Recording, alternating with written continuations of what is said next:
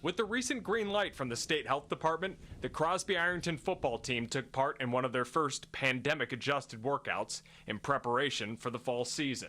It's just finding new ways to do things and social distancing and all that stuff. Doing that, it's been challenging, but it's good to get the guys out here. But it's safe to say that things are going to look a little different this summer, as the state is requiring precautions be taken, such as each of the players having their temperature checked before being allowed to participate.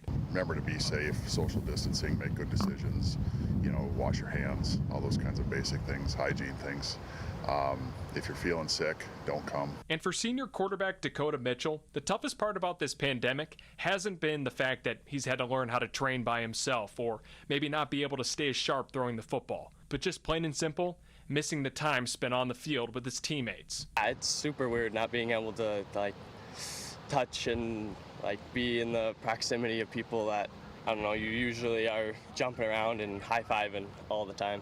But the veteran quarterback is now trying to lead by example and set a focused tone for the rest of his teammates, whose biggest battle this year doesn't actually come via an opponent, but instead is trying to stay as motivated as possible, knowing there might not be a season come this fall. Just want to be ready for the season when it comes. Just if it comes, then I'll be so excited to play, and I'm sure everybody else is waiting and training for it too. Truly, no one can predict whether or not high school football will be played at John Davies Field this fall.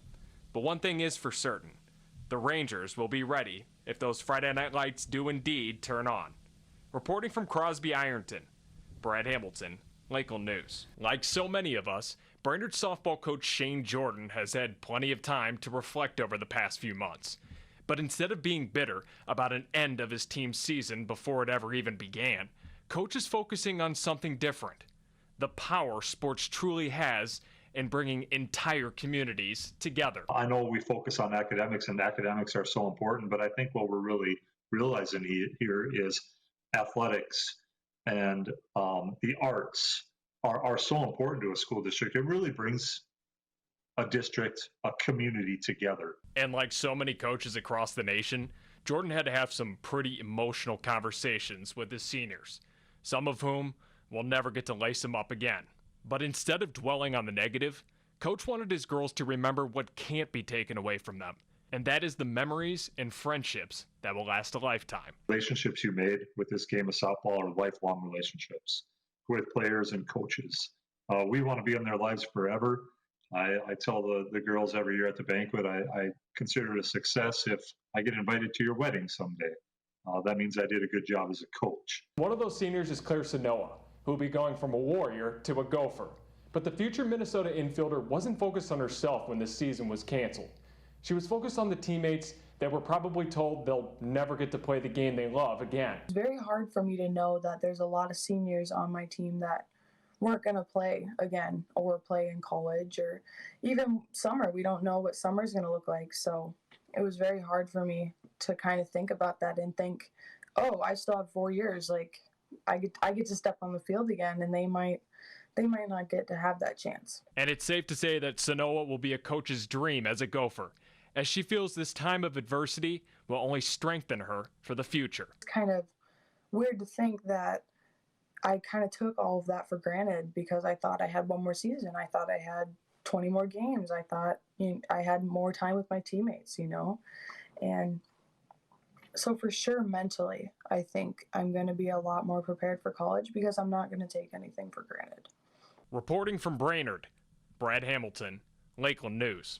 On June 10th, Governor Tim Walz and the State Health Department gave the green light for gyms and fitness centers to reopen at 25% capacity. And for Joan Peterson, who is the owner of FitQuest here in Baxter, being able to reopen her gym for the first time since mid-March simply meant the world. I mean, it was such a strange thing just being closed for 3 straight months. It was a week short of 3 months.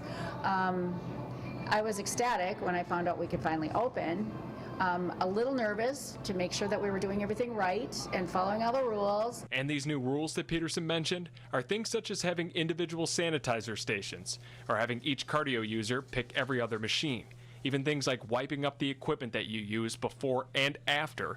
And lastly, but not least, keeping each person at least 6 feet away from each other. Order a lot of extra cleaning products and different things, and it was really hard to get them, so I was kind of stressed about that. Finally got things in order and in place, and then we finally got to go ahead to open. And for Ryan Powers, who's a college student spending his summer back at home, getting to walk through these doors again has been a huge lift. It's nice because, I don't know, you just get bored of being at home, so it's fun to be able to come here and blow off some steam for a few hours, get back to like normalness, I guess, and be able to go places, go to the gym, go out to restaurants, and kind of just get back to regular life. And as Powers proceeds through his daily lift, he's trying to be as mindful as possible in adjusting to this new workout norm. It's just different because you have to wipe down the machines and equipment after every time you use them. Try to stay away from people. And though this new norm of working out might take some time in getting used to, it's safe to say it's just a minor adjustment compared to the many major adjustments in this 2020 pandemic.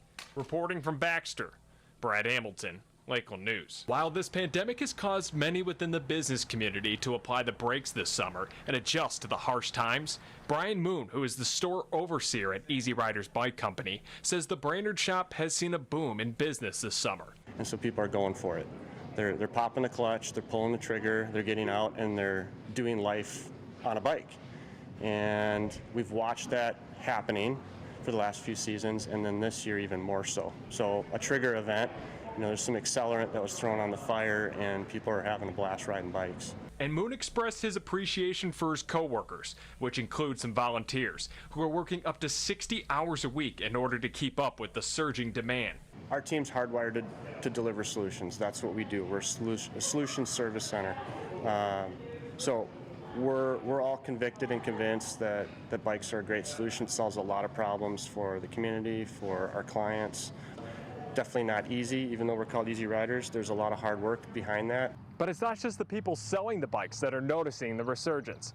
Carl Shermer, who rides over 7,000 miles a year, explained that he's simply seeing more and more people out on the trails this summer. I've noticed it myself because, you get out there in the country in the morning, fresh air, and all of a sudden I'm seeing riders in places you've never seen them before. And you get on the bike trails a little busier time of the day, and there's more people on bikes, and you've just noticed the difference. And Moon admitted that there's no way in predicting if this surge will continue, but he is extremely grateful to a community who is reinvesting in his lifelong passion of bike riding. It's exciting to see business growth, but if we think about what's the net result of business growth, it means more people in our community are riding bikes.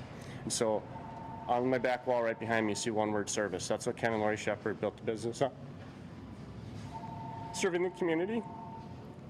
And in 2020, I think we're learning about the nitty-gritty and getting in the trenches and serving. Reporting from Brainerd, Brad Hamilton, Lakeland News.